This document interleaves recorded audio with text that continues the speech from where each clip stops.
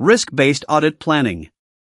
This lesson is about how the annual audit plan is actually built, which is from a risk assessment, not from last year's plan, and why coverage is not the objective. Start with the arithmetic. You have resource for 11 audits this year. The audit universe has 60 entries. Last year's plan covered 11 different ones, and the year before that another 11. At that rate, every system is audited once every 5 years, which sounds like perfectly reasonable coverage. And it is the wrong answer.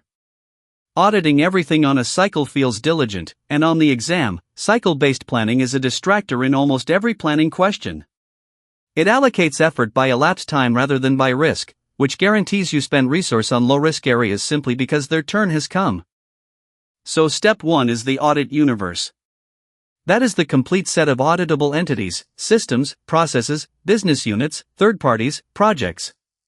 And you build it from the organization, not from the audit function history.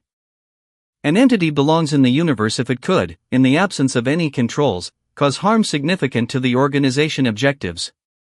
That is a statement about inherent risk, which is risk before controls are considered. Controls come next. Once the universe exists, you assess each entity, and the exam expects you to know the components. Inherent risk is the risk in the absence of any controls. High-value data, regulatory exposure, and financial materiality all raise it. Control risk is the risk that controls fail to prevent or detect a problem in time.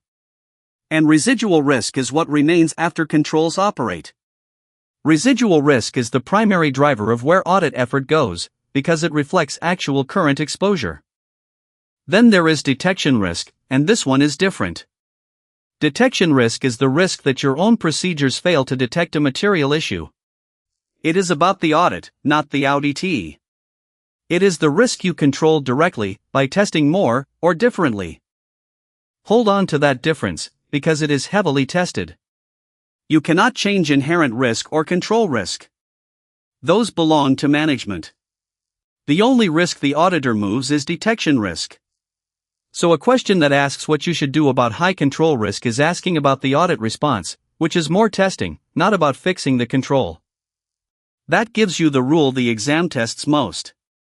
If control risk is assessed as high, the auditor reduces detection risk by performing more extensive substantive testing.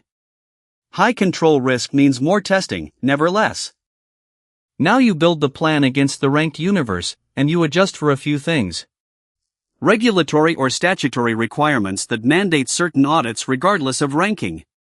Requests from the audit committee, considered but not determinative. And assurance already provided by others, so you do not duplicate a reliable external review. Time since last audited is a modifier, not a driver. A low-risk area does not become high-risk through neglect alone. And the plan stays flexible. A significant change in the risk profile, an acquisition, a major new system, a serious incident, triggers a reassessment and reapproval.